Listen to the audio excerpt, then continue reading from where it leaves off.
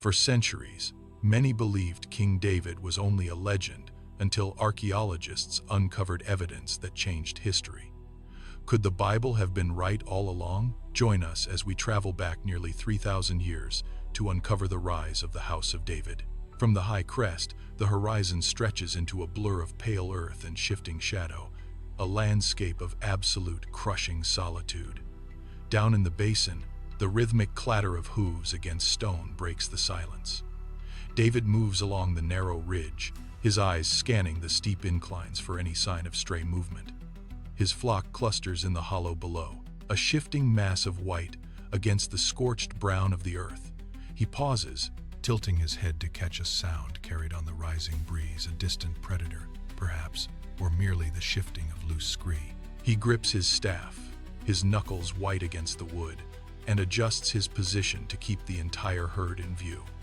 The wilderness demands constant attention.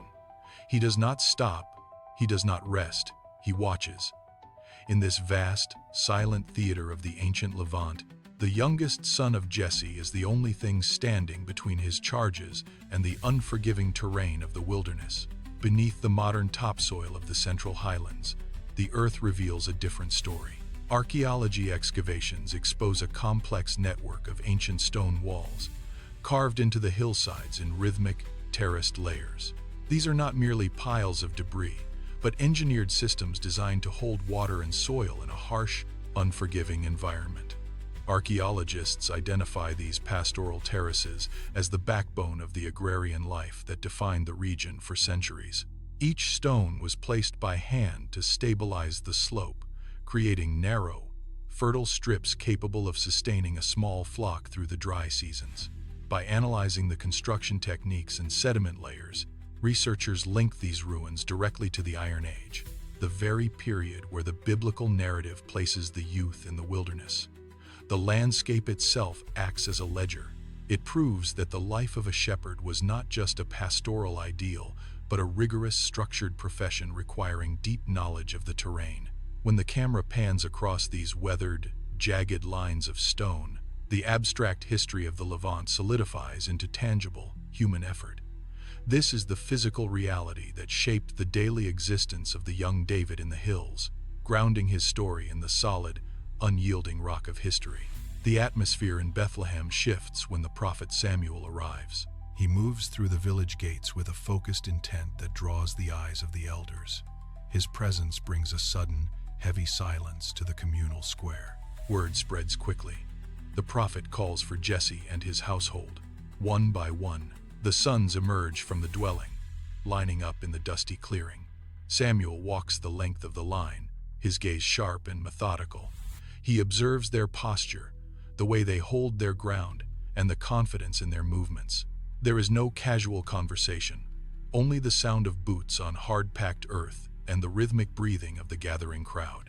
Samuel stops before each man, studying him for a duration that feels deliberate and searching. He is looking for something beyond the physical, a sign that the purpose of his arrival is being fulfilled.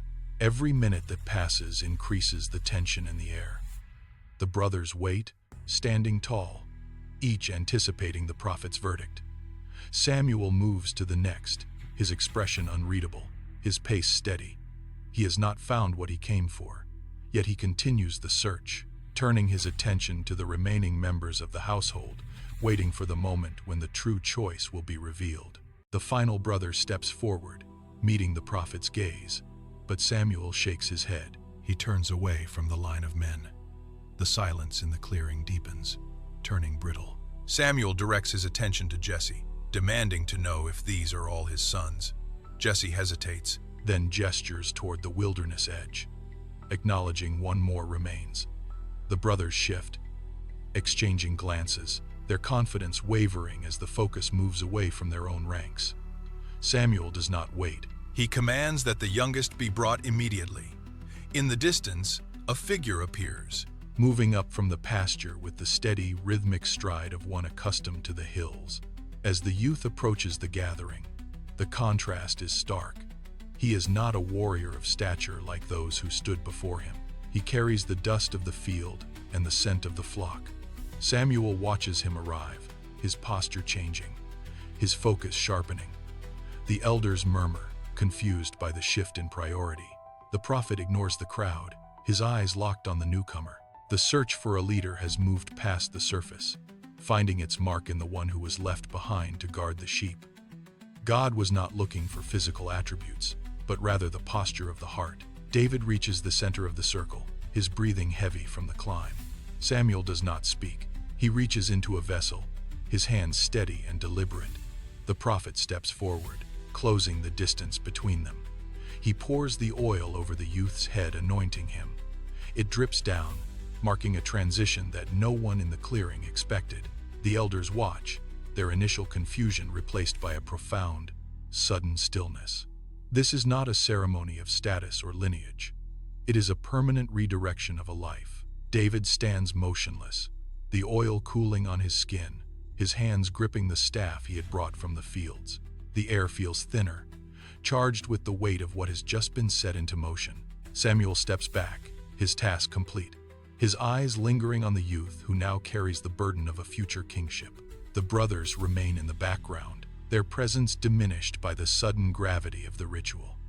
David looks toward the hills, the horizon no longer just a boundary for his flock, but the edge of a path that will lead him into danger and command.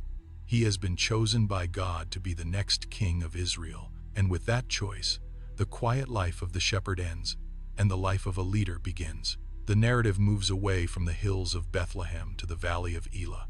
This is not a place of peace, but a strategic bottleneck between two rising powers. The terrain defines the conflict here. Limestone ridges rise sharply on either side of the valley floor, creating a natural amphitheater that dictates exactly where an army can stand and where it must fall. Ancient maps overlay the modern geography, showing how this corridor served as the primary transit point between the coastal plains and the central highlands.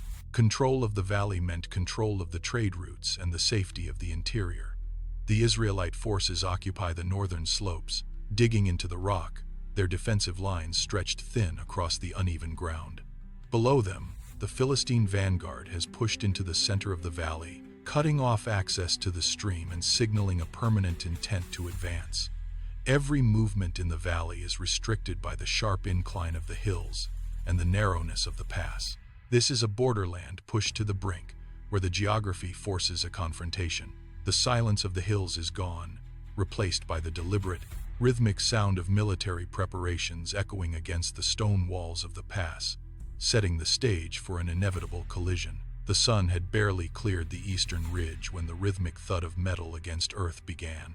From the Philistine camp, a figure emerged, dwarfing the men who marched in his shadow. He stopped in the center of the valley floor, his presence turning the open space into a personal stage. He did not charge, he roared. Goliath taunted the Israelites, daring anyone to come forward to challenge him. For 40 days, he appeared before them, daring anyone to fight him. The challenge cut through the morning air, demanding a single opponent to settle the war in one stroke. It was a taunt that echoed off the limestone walls, vibrating through the ground where the Israelite soldiers crouched. They did not move. They did not draw their weapons. They pressed their backs against the rocks, hands gripping their shields, eyes locked on the ground to avoid the sight of the giant. This was the 40th day of this ritual. Every morning, the same voice. Every morning, the same terror. The camp remained frozen, trapped by the sheer scale of the threat. No commander stepped forward. No blade was unsheathed in reply. The silence that followed the giant's shout was absolute, heavy with the realization that their defensive positions were useless against a force that dared them to fight. Fear had become the only constant in the valley, a paralyzing weight that held the entire army in a state of absolute inaction. A dust trail marked the arrival of a young man, pulling a cart laden with bread and grain through the rear guard. David moved past the supply lines and into the heart of the encampment, expecting to find an army ready for battle. Instead, he found men huddled in the crevices of the rock, eyes fixed on the valley floor.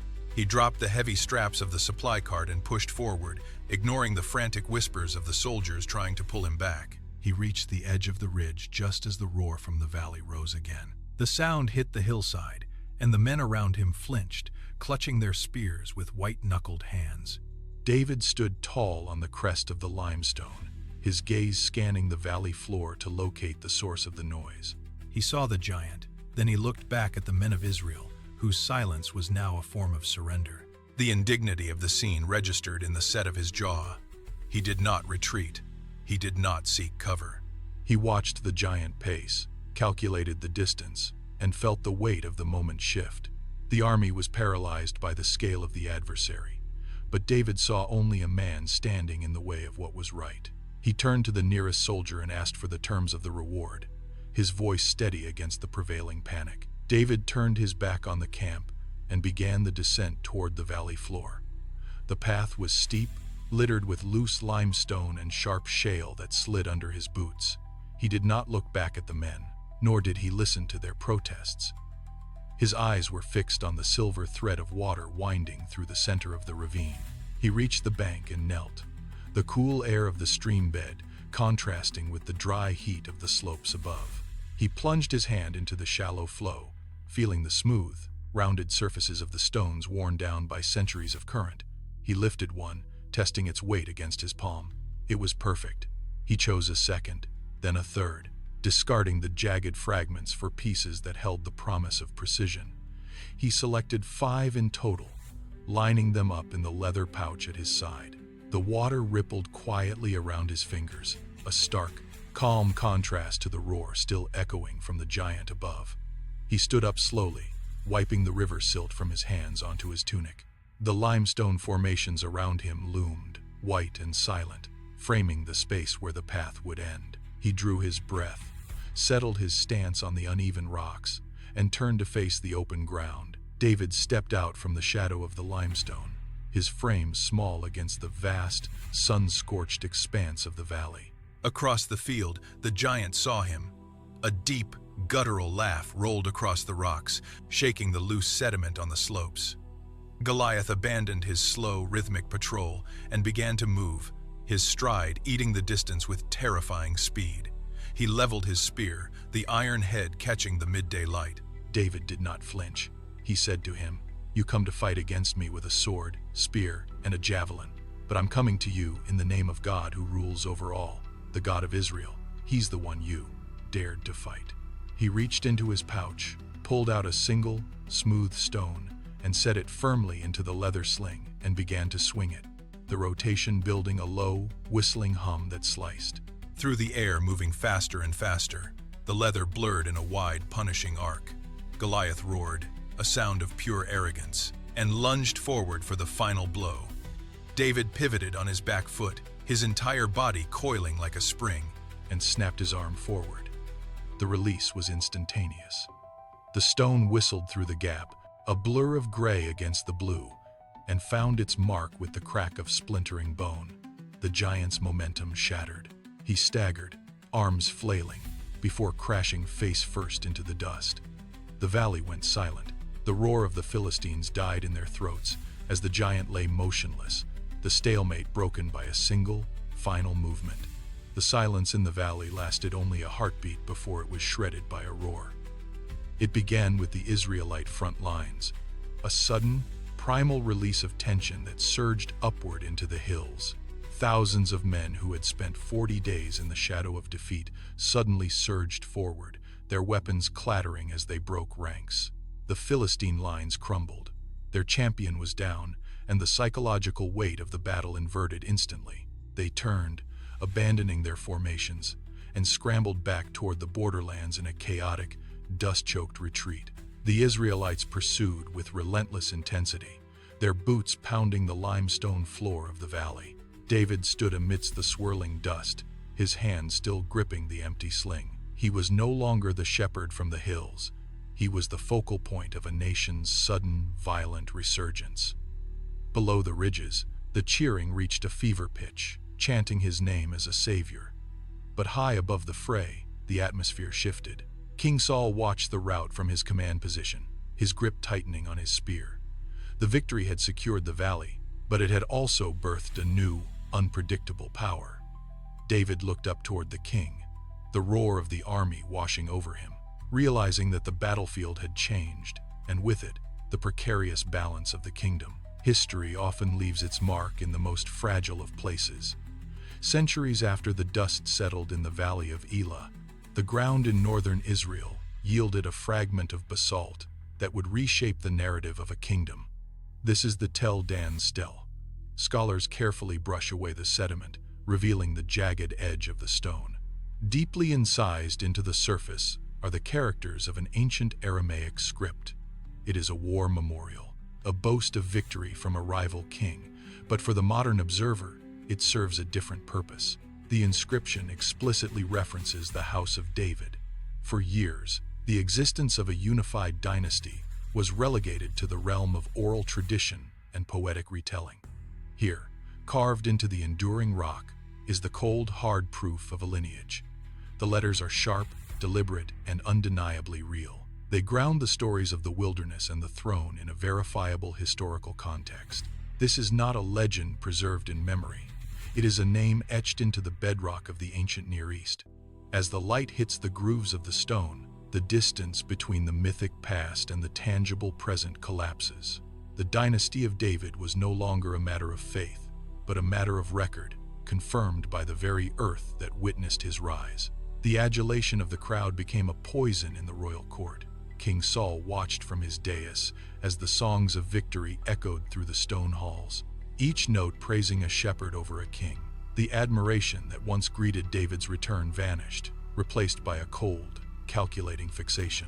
The king's hand drifted toward his weapon whenever David entered the room. During a quiet moment of music meant to soothe the royal temper, The tension snapped. The king surged upright, his arm blurring in a violent arc. A heavy spear whistled through the air, embedding itself deep into the wall where David had stood only a heartbeat before. The wood splintered. The metal vibrated with the force of the strike. David did not wait for a second attempt. He turned and sprinted from the chamber, his boots echoing against the palace floor. He moved past the guards, through the gates, and into the dark, uneven terrain beyond the city walls.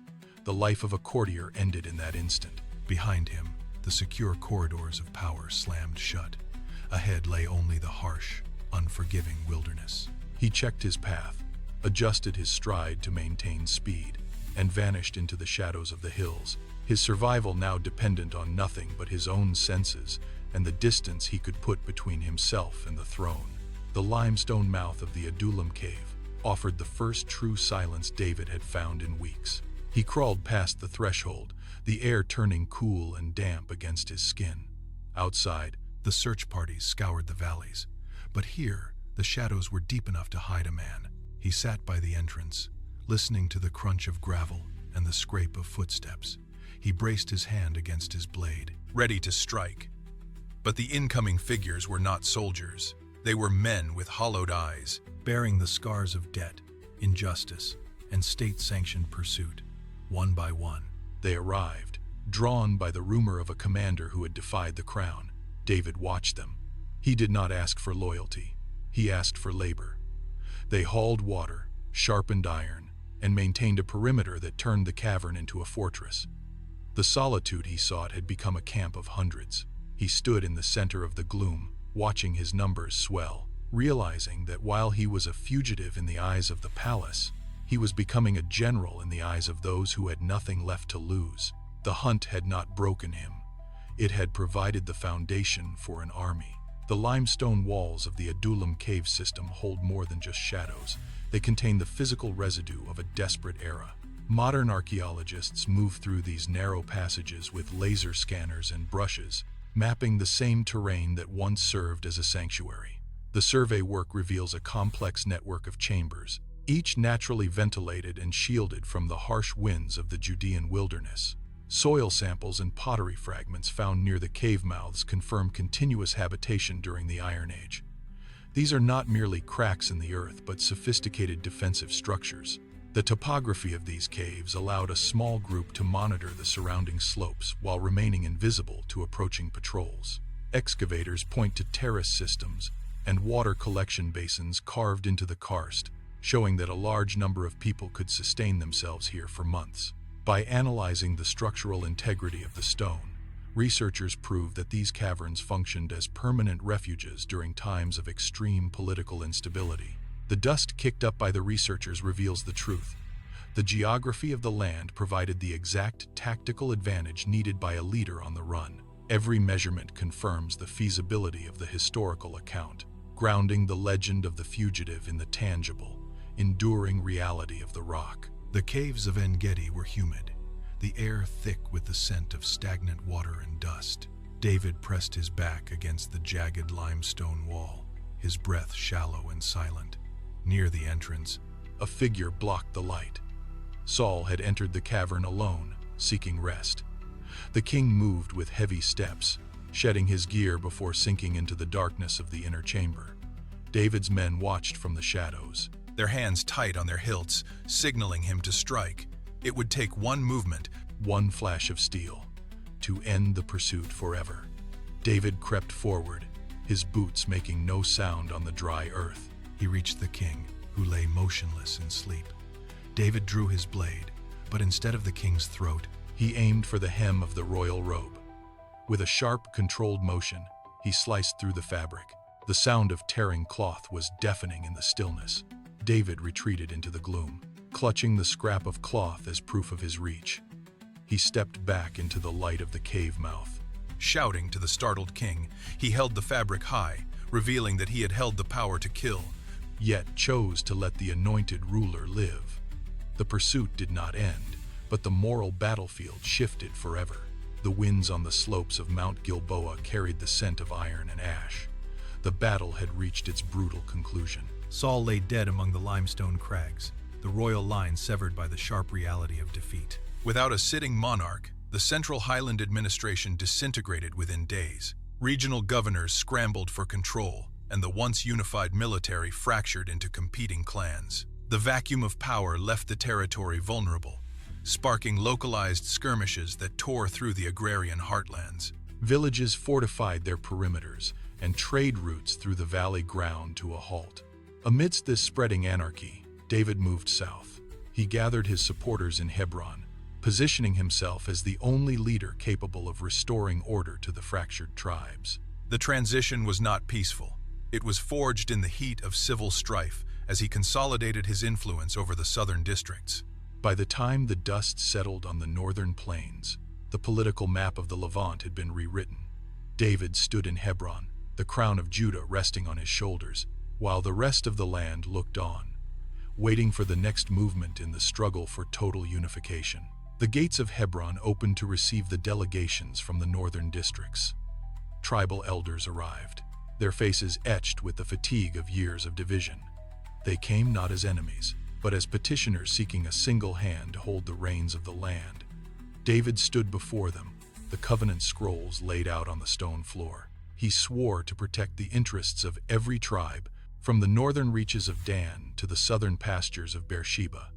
The agreement was sealed with the weight of tradition. With the final oath spoken, the 12 tribes became one entity, and the fragmented map of the Levant began to blur into a single sovereign state. David felt the shift in his own standing. He was no longer a regional lord of Judah, but the king of all Israel. Yet, he knew the current capital was insufficient. Hebron was too far south, anchored in the past. To lead a unified nation, he required a city that belonged to no single tribe, a neutral, central hub that would serve as the heartbeat of the dynasty. He traced his finger across the terrain of the Central Highlands, his gaze settling on a hilltop fortress that had long defied every conqueror. The decision was made. He would march on Jerusalem, and in doing so, he would claim the future. The army halted in the shadow of the great limestone ramparts. Jerusalem stood atop the ridge, a fortress of sheer rock and vertical masonry that seemed to defy gravity itself. From the high battlements, the Jebusite defenders watched the camp below with cold indifference. They did not retreat. They did not negotiate.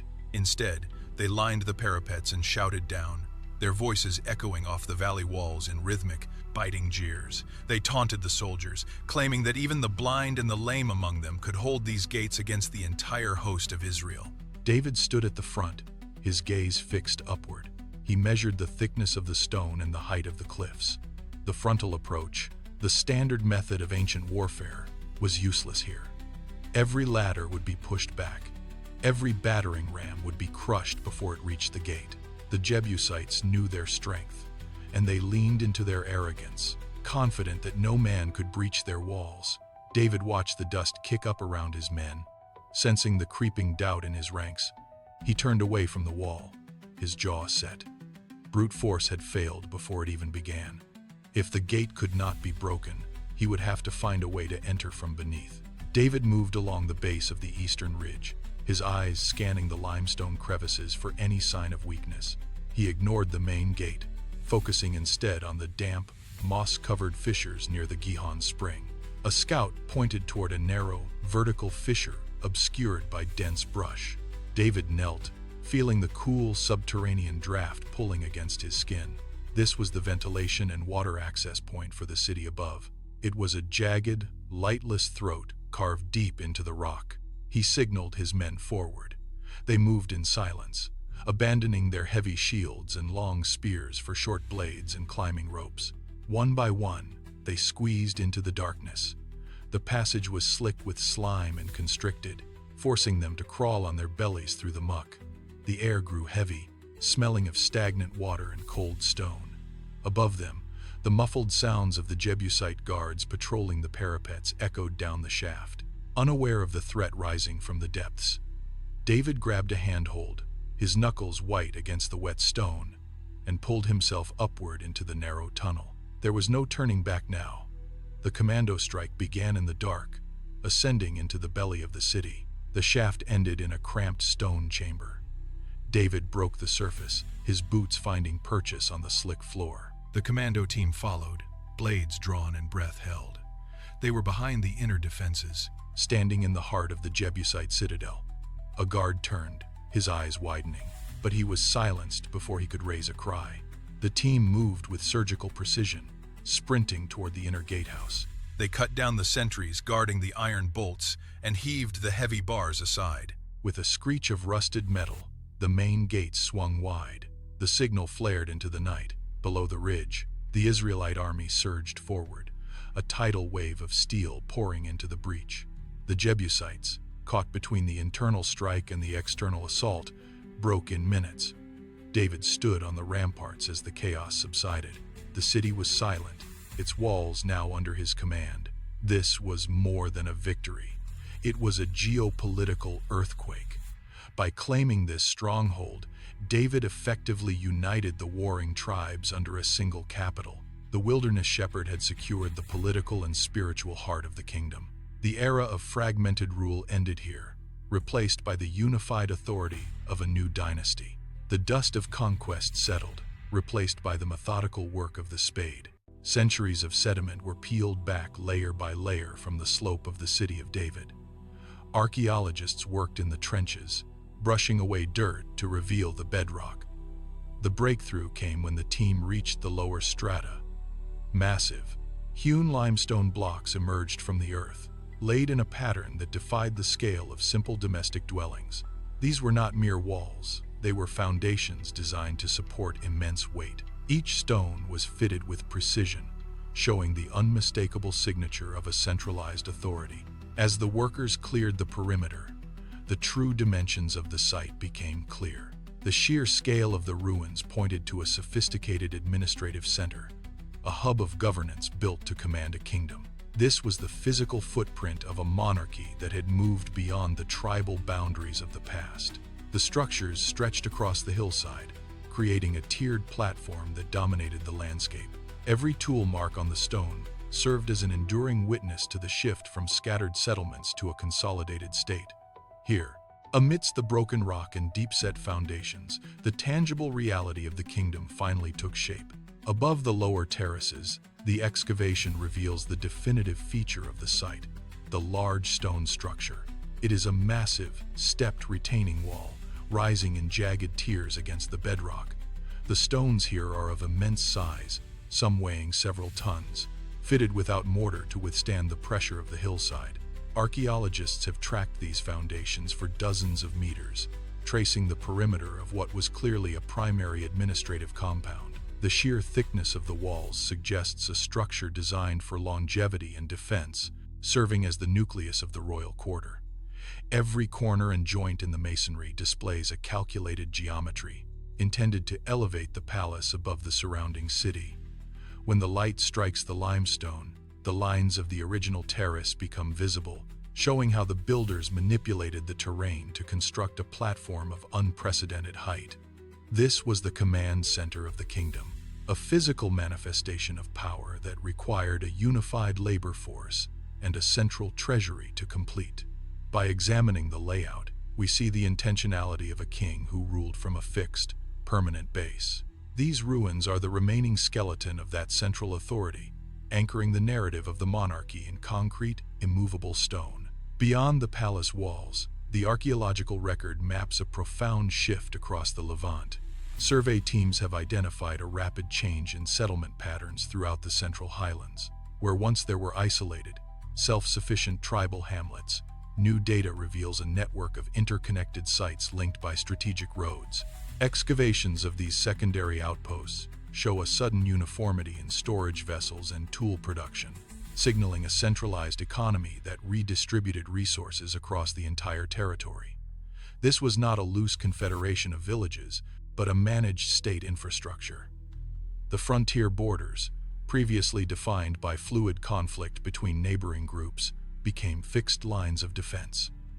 Archaeological remains at these border sites indicate the construction of new watchtowers and fortified gates, all built with a consistent masonry technique that matches the architecture of the capital. Trade routes expanded, connecting the coastal plains to the inland desert, facilitating the movement of goods under a single royal authority. This integration erased the old tribal boundaries, creating a cohesive regional bloc that shifted the geopolitical balance of the ancient Near East.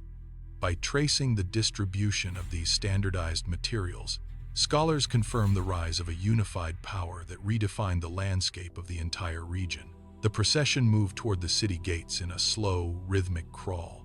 Thousands of feet kicked up a fine layer of limestone dust, obscuring the path as the Levites carried the gilded chest. This was not a military march, but a calculated movement of the most sacred object in the kingdom. The weight of the acacia wood poles strained the shoulders of the bearers, forcing a cadence that echoed against the city walls. David walked ahead, his presence marked by the deliberate pace he set for the entire assembly. As they passed through the gates, the atmosphere shifted. The city, previously defined by its defensive walls and royal architecture, now became the permanent sanctuary for the Ark. They reached the prepared site, a tent structure erected to house the relic, and carefully lowered the weight onto the earth. The transition was absolute. By anchoring the Ark at the heart of the capital, the seat of the throne became physically inseparable from the center of religious life. The crowd fell silent as the final coverings were secured. Jerusalem was no longer just a captured stronghold or a political hub. It was now the holy axis upon which the entire state turned, binding the people to a single, centralized identity. The echoes of the celebration died away, leaving only the cold stone of the inner chambers. Behind the heavy cedar doors, the unity of the state fractured into the private grievances of the household. David paced the length of his private quarters, his boots clicking sharply against the floor. Every corridor now held the weight of a decision. In the dim light of an oil lamp, a scroll lay discarded on a low table. Its wax seal broken a message from his own son that turned a quiet evening into a calculated maneuver for influence. He did not move to gather the parchment. Instead, he stood by the window, watching the city he had built, now a landscape of hidden agendas. Guards stood at the perimeter of his room, their faces unreadable, their loyalty the only barrier between his safety and the rising dissent within his own bloodline. The crown did not sit lightly. It demanded a constant, vigilant presence that stripped away the possibility of rest. He gripped the edge of the stone window frame until his knuckles turned white. Outside, the city slept, unaware that the kingdom's greatest threat was not an external army, but the silent, deepening fissures spreading through his own halls. The political maneuvering and the weight of the crown eventually gave way to the ink of the scribe. In the quiet hours of his later life, David turned from the battlefield to the parchment. Modern scholars lean over these fragments, tracing the rhythmic indentations of the reed pen that preserved the inner life of the king. These were not just songs, they were records of survival.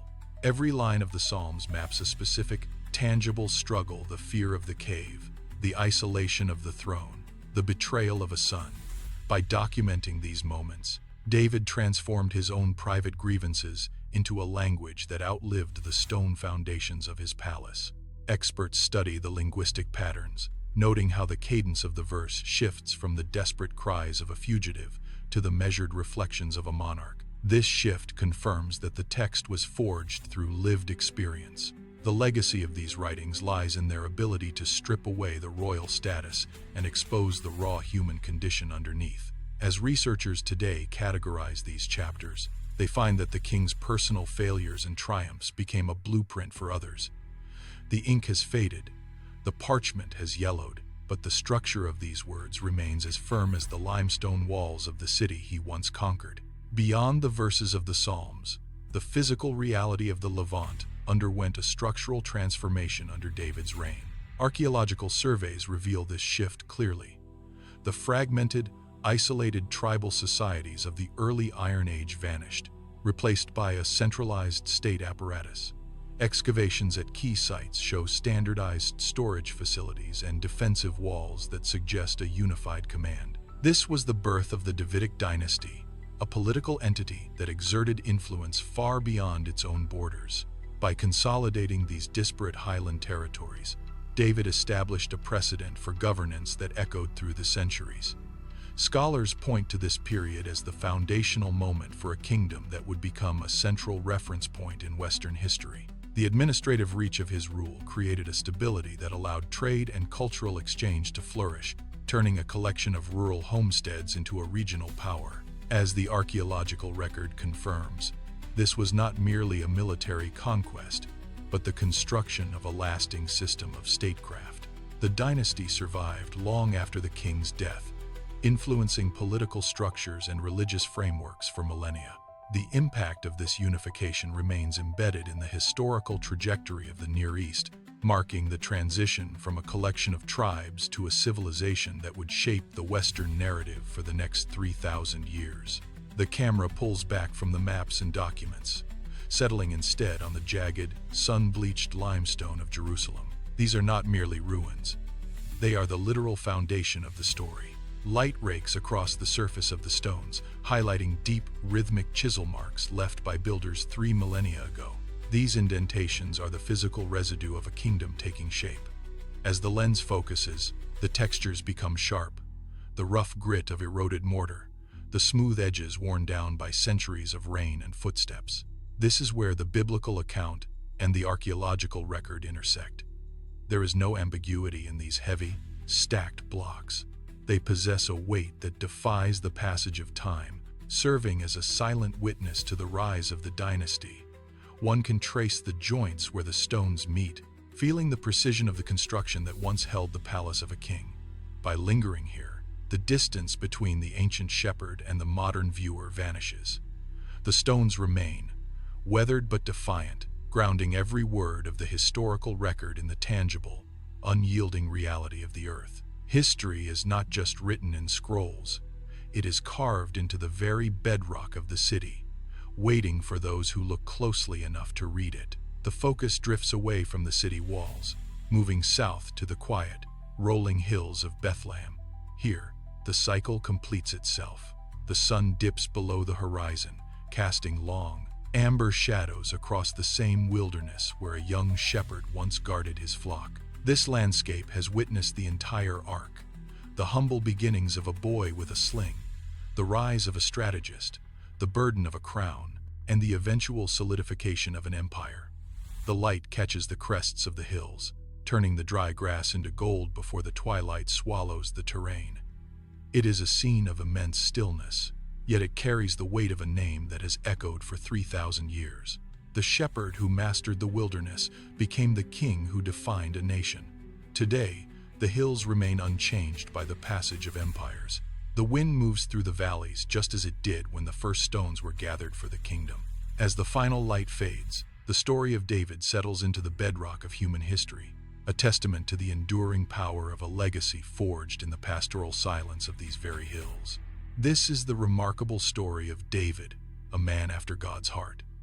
a shepherd who became a king, the warrior who united Israel, and the discoveries that continue to reshape our understanding of the Bible.